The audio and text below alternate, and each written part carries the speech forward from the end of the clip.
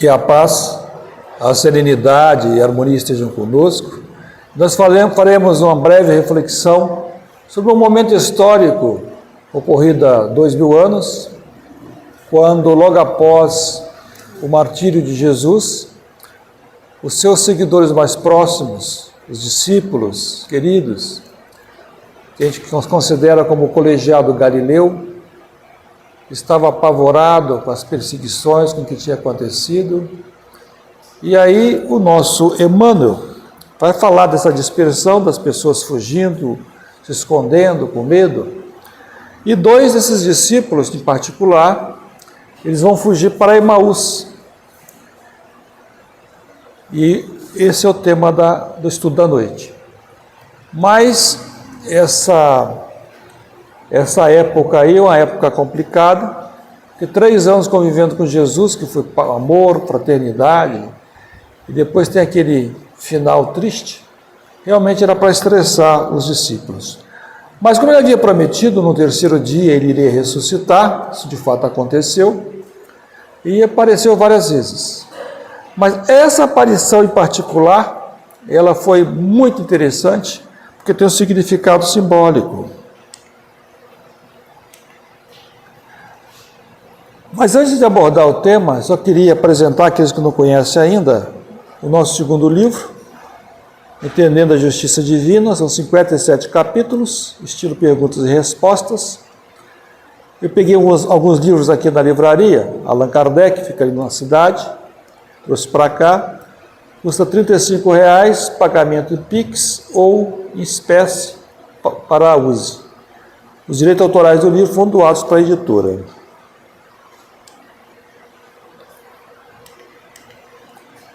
Então diz Emmanuel, saudoso guia do Chico Xavier, os acontecimentos ocorridos na estrada de Emaús não se resumem mais uma aparição do Cristo após a sua crucificação. Então é aquele momento de desespero, quando surge o Mestre, o amigo de todas as horas. Porque é um significado simbólico mostrando para nós que também estamos caminhando aqui na Terra com nossos problemas, as nossas dificuldades.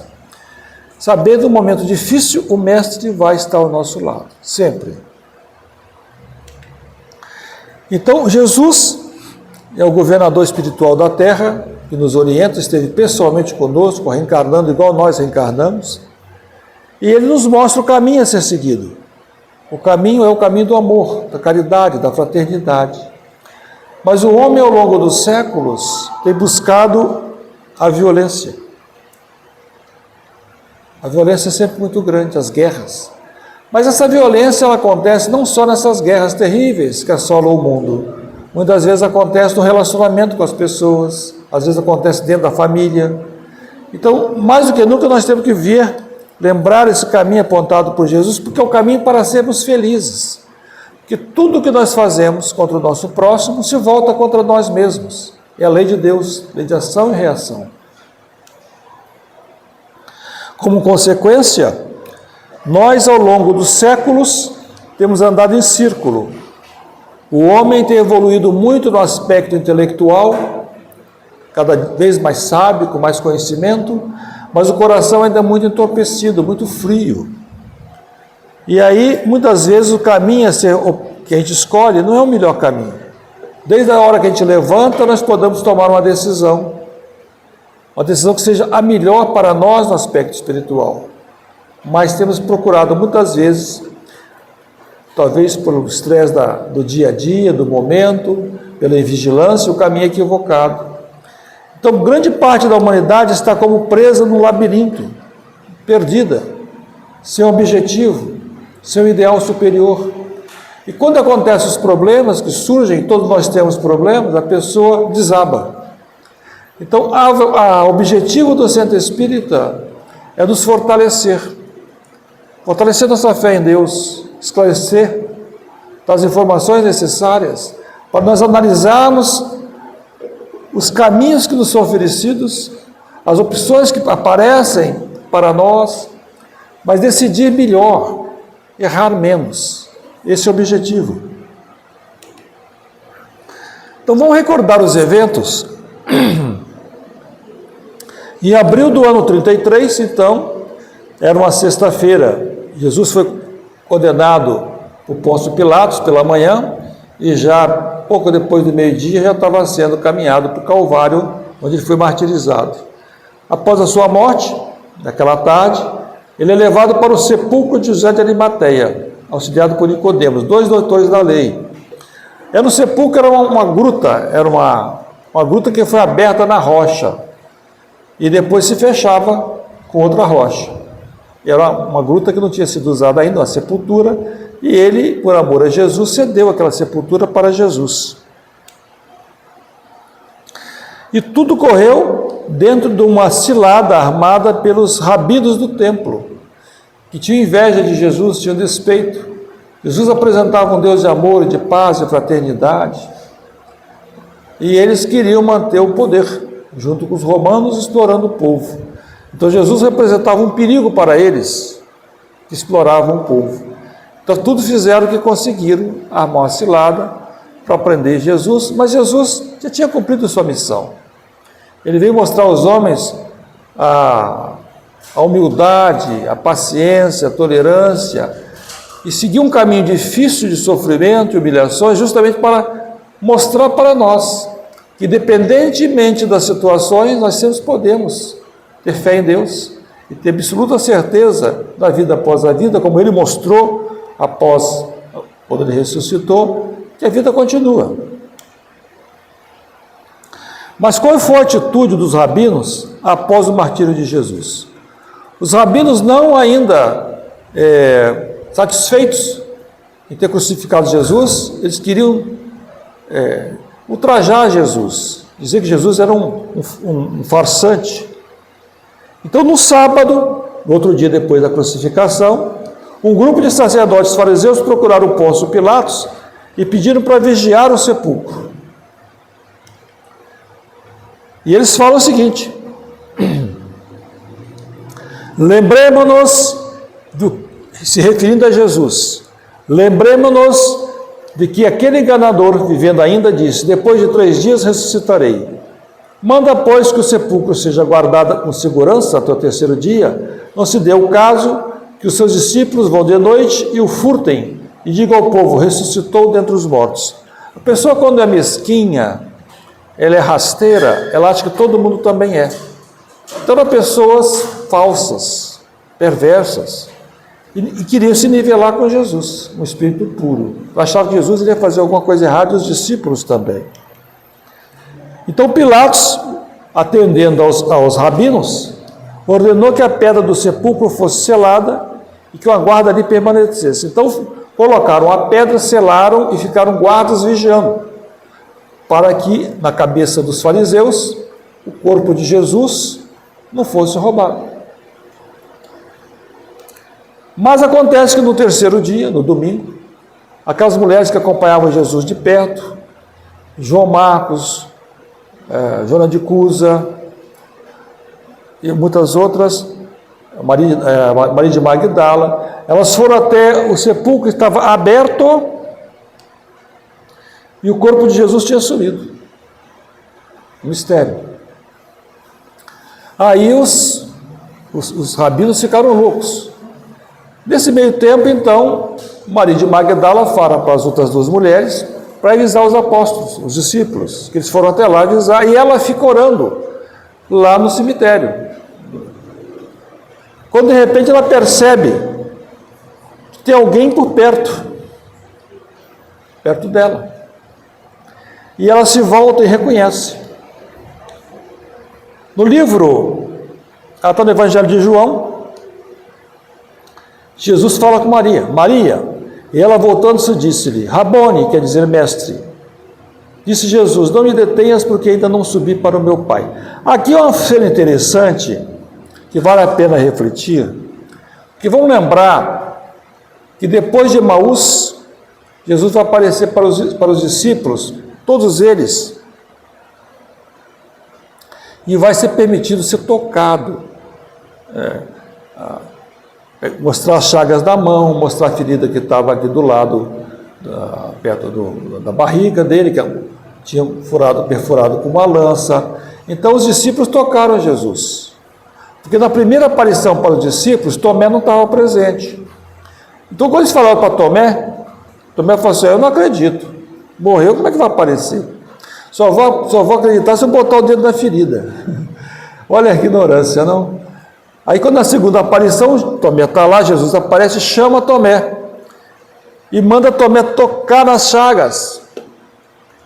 Então, ele foi tocado pelos discípulos. Olha que materialização bem feita. Mas com Maria, não. Ele fala que para Maria não tocá-lo. Por que será? Vamos tentar entender. No livro Coração e Vida, ditado pelo Espírito Maria de Dolores, psicografado por Chico, diz o seguinte: Jesus falando com Maria de Magdala: ao invés de subir aos altos esplendores, desci aos reinos inferiores. Despertando no túmulo, escutei os gritos de aflição de alguém que muito amei e que ainda amo. Fui a sombra abismal para o grande procura, e ao encontrá-lo amargurado e louco, a ponto de não mais me conhecer, demorei-me a afagá-lo e pouco a pouco consegui que ele enfim pudesse adormecer. Quem era esse espírito? Era o Judas, que se enforcou de remorso. Então Jesus, em vez de subir para os planos superiores, ele foi lá para as regiões trevosas, encontrar com o suicida Judas para aliviar as suas dores. Como ele esteve lá, era uma região cheia de energia negativa, e ele voltou para a crosta, né, onde encontrou Maria. Ele pediu que Maria não tocasse, porque ainda tinha algumas energias que não tinham sido dissipadas e poderiam fazer mal para Maria de Magdala. Então, por isso que Maria não o tocou. Mas o que aconteceu com o corpo físico de Jesus?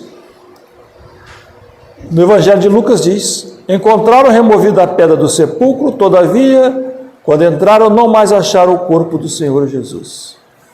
Isso é uma pergunta que eu também sempre tive. Onde estava o corpo de Jesus? Numa reunião, num congresso,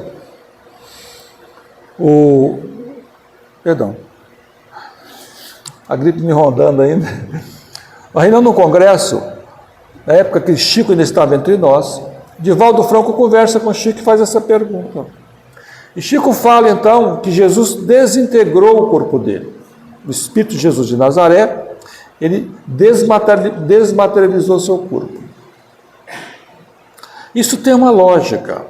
Por que Jesus fez isso? Porque ele ia aparecer para todos os discípulos. Não foi isso que aconteceu? Se os rabinos tivessem pego o corpo dele e dizer: não, ele não está aparecendo, o corpo dele está aqui.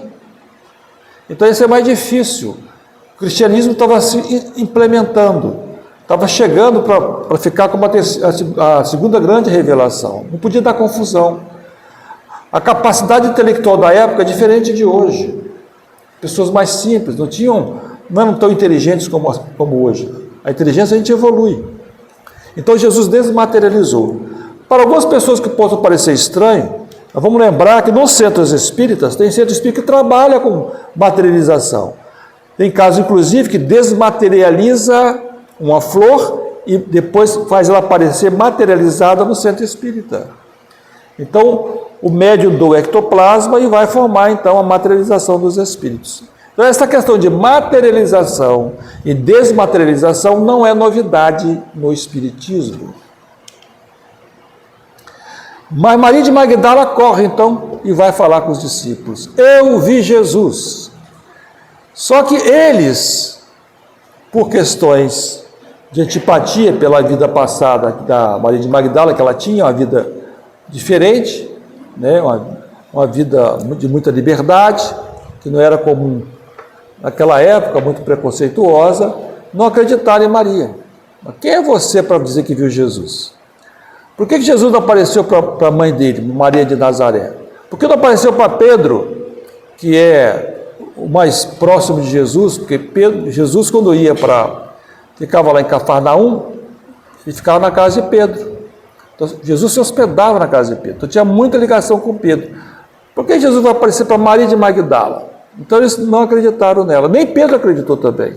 Só uma pessoa acreditou em Maria de Magdala, que foi a mãe de Jesus. Maria de Nazaré, que ela fala: meu coração disse que você viu Jesus. Quer ver, quando você ama e não tem preconceitos, é diferente. Ela percebeu a verdade. que Maria de Magdala falava a verdade. Mas vamos tentar entender, em alguns momentos antes da crucificação, que vale a pena refletir, que naquela noite que Jesus vai ser preso, Pedro chega sacado a espada para defender Jesus. Inclusive ele ataca um dos servos do templo, chamado Malco, e corta-lhe a orelha. E Jesus tem que interferir, colocando a mão com as suas energias, para parar o sangramento de Malco, para a hemorragia. E diz para Pedro: guarda a espada, pois todos os que empunham a espada morrerão pela espada. O que é isso para nós espíritas? A lei de ação e reação.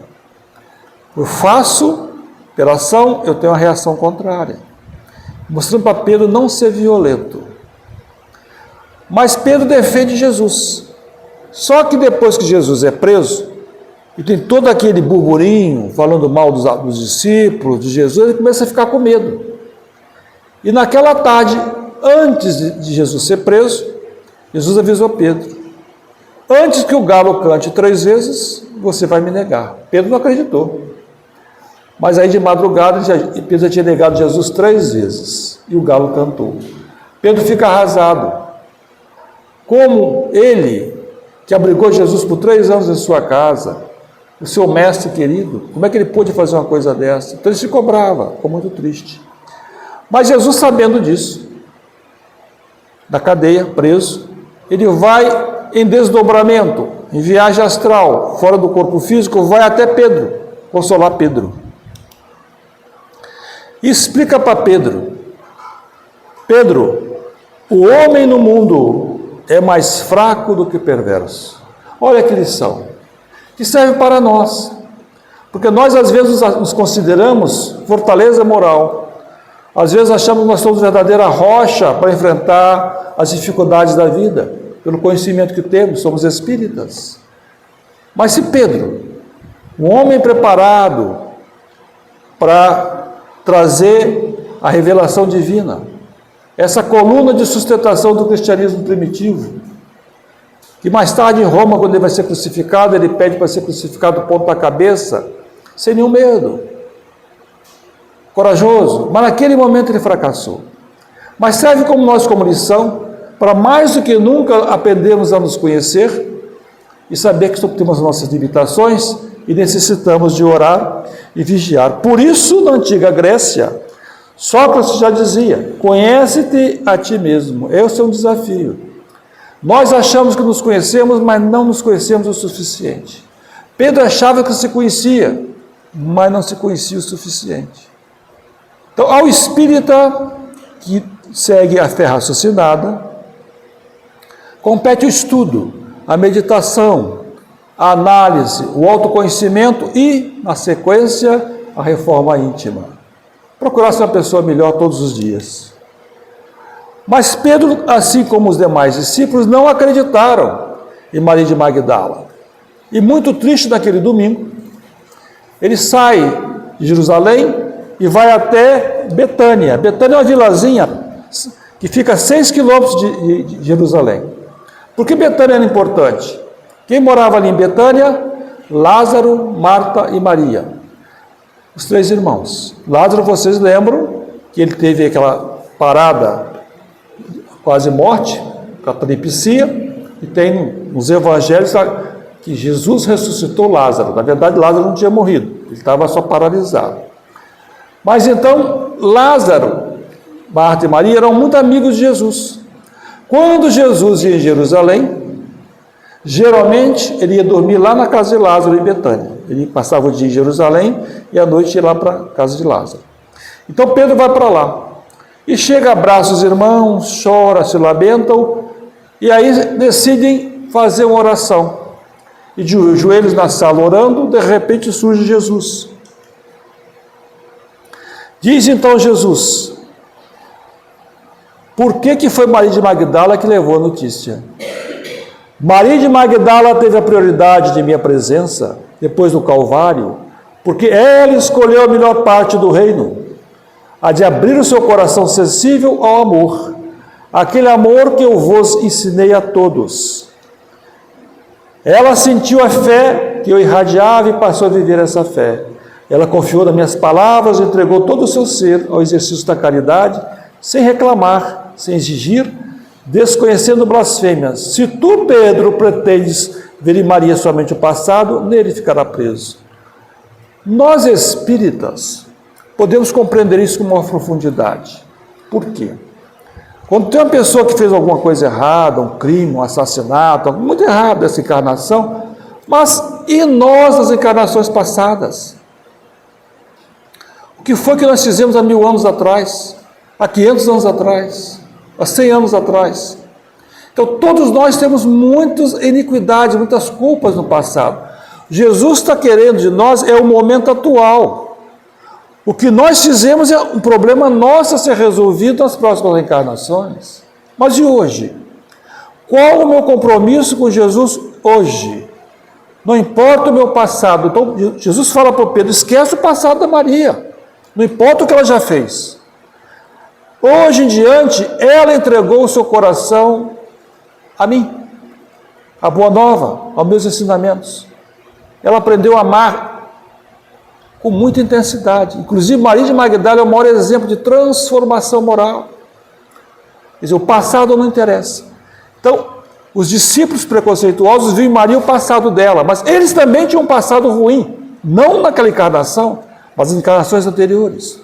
Então, quando o Mestre nos ensina, não julgueis para não ser julgados, porque todos nós temos as nossas culpas, os nossos erros, muitos erros, clamorosos, em várias encarnações. Jesus havia advertido aos discípulos: ferirei o pastor e as ovelhas se dispersarão, mas depois que houver ressuscitado, irei diante de vós para a Galileia. Aí foi aquela última ceia que ele teve com os discípulos, ele alertando. Então não faltou alerta de Jesus: se preparem. Mas diz: não vos deixarei órfãos, voltarei para vós ainda um pouco, e o mundo não me verá mais, mas vós me verei, porque eu vivo e vós viverei. Então, essa ressurreição, na verdade, Jesus não ressuscitou, ele apareceu em corpo espiritual. É um marco mostrando a vida vencendo a morte física, a vida após a vida. Mas o clima estava pesado entre os apóstolos. Judas havia se enforcado, Pedro havia negado Jesus 3 vezes, perseguições, estava todo mundo aterrorizado, com medo, e Cleopas e Judas Tadeu decidem fugir, com medo. Eles vão até Emaús, a cidade pequena, perto de Jerusalém, e de lá já ia para outro lugar. Não vou ficar aqui não, aqui ele vai ser preso e pode ser crucificado também, fugindo. E triste, lamentando, de repente eles notam que um estranho está andando ao lado deles. E o estranho pergunta: por que vocês estão tão tristes? Aí vai ser um forasteiro, não sabe o que aconteceu aqui? Aí esse estranho começa a falar das Escrituras e das profecias. E diz: vocês não estão a ser sensatos. É assim tão difícil crer em tudo que os profetas escreveram das Escrituras? Não foi claramente predito por eles que o Cristo teria de sofrer todas essas coisas antes de entrar na sua glória? E lhes fez compreender as Escrituras, começando com os livros de Moisés, dos profetas, explicando o que esses textos diziam a seu respeito. Então estava na profecia, e Jesus também tinha alertado. Gente, não falta para a gente informação. Nós temos obras espíritas maravilhosas, muita informação. Mas será que esse estudo que a gente faz, essa frequência ao templo espírita, ouvindo uma palestra, um curso, essa informação está realmente sendo digerida por nós? O mestre costumava falar que ele é o pão da vida, ele é a água da vida. Por quê? Quem bebe água, ingere essa água. É ingerir a doutrina, deixar a doutrina interiorizar em nosso coração, compreender realmente a mensagem de Jesus e vivenciá-la no dia a dia. Emmanuel diz o seguinte: da mesma forma que Jesus se fez presente junto aos 2 discípulos, também se encontra entre nós, estimulando-nos a cumprir a tarefa terrena. Uma tarefa terrena a gente sabe que é difícil, mas Jesus está conosco, sempre ao nosso lado. Diz Emmanuel no Caminho, Verdade e Vida: ainda existem aprendizes na estrada simbólica de Emaús todos os dias. atingem o Evangelho e espantam-se em face dos sacrifícios necessários à eterna iluminação espiritual, porque não é fácil. Nós temos hábitos já arraigados em nossa maneira de ser, maneira de pensar, maneira de falar e de agir, que é difícil mudar. Mudar nossa conduta é muito difícil, mas é possível. Se nós nos esforçarmos para isso, tivermos disciplina. Diz Emmanuel ainda: não entendem o ambiente divino da cruz e procuram paisagens mentais distantes. Entretanto, chega sempre o desconhecido que caminha ao lado dos que vacilam e fogem. Então, o mestre se faz presente, ou através da intuição, ou através de um amigo que conversa conosco, ou através de uma palestra, ou através de um livro, mas a mensagem de Jesus sempre chega para nós. Porque muitos não conseguem identificar a presença de Jesus? Por que nós temos dificuldade de sentir Jesus no nosso próximo? Como temos utilizado o nosso tempo? A vida é difícil, mas nós temos que saber dosar o nosso tempo. Ter um momento para orar, um momento para meditar, para ler um bom livro. Tudo depende do momento de escolher. Nem que seja 10 minutos, nem que seja 5 minutos, para fazer uma leitura e uma reflexão, fazer uma oração, buscar entrar em sintonia com um plano maior, de modo que eu possa ter essa intuição dos bons espíritos ao nosso lado. Mas olha o que diz os discípulos daquela caminhada, conforme está nos evangelhos. Nós esperávamos que ele fosse libertar Israel. Olha, gente, Jesus não veio libertar Israel, porque eles queriam que libertasse Israel do domínio dos romanos. Jesus veio libertar nossas almas dos nossos erros, as coisas espirituais, não as coisas materiais. Ainda ali, os discípulos ainda não tinham pego a essência da mensagem de Jesus. Nós somos espíritos, e o Espiritismo explica isso muito bem, e sempre estamos, quando dormimos, saímos do corpo físico.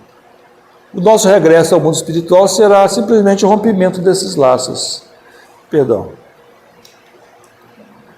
Então, nós somos espíritos imortais, temos que nos preocupar com as coisas materiais e com as coisas espirituais. As coisas materiais são muito importantes, nós temos que viver, temos que trabalhar, mas não podemos esquecer também das coisas espirituais. Então, nós, antes de reencarnar, nós estávamos num mundo espiritual muito bem organizado, as cidades bonitas, e fizemos um compromisso. Esse nível evolutivo que estamos aqui agora, nós assumimos um contrato de trabalho, tarefas a serem realizadas aqui na Terra, o casamento, os filhos, o trabalho, a forma de conviver com as pessoas, o quanto eu vou avançar na fraternidade, no estudo. Está tudo lá anotado. Diz, inclusive, Emmanuel, que nós assinamos esse contrato. Para quando chegar do outro lado, qual que você falou que você ia fazer? O que você fez? Então, nós temos que olhar puxar a mão na nossa consciência, saber que não existe nenhuma reencarnação por acaso. Todo mundo segue um projeto para ser desenvolvido aqui na Terra. Voltando então na estrada de Emaús, os dois discípulos não conseguiram identificar Jesus nem pelas palavras, nem pela demonstração de afeição com eles. Por que não conseguiram? Não prestaram atenção. Nós temos uma dificuldade muito grande de prestar atenção nas lições que Deus nos reserva.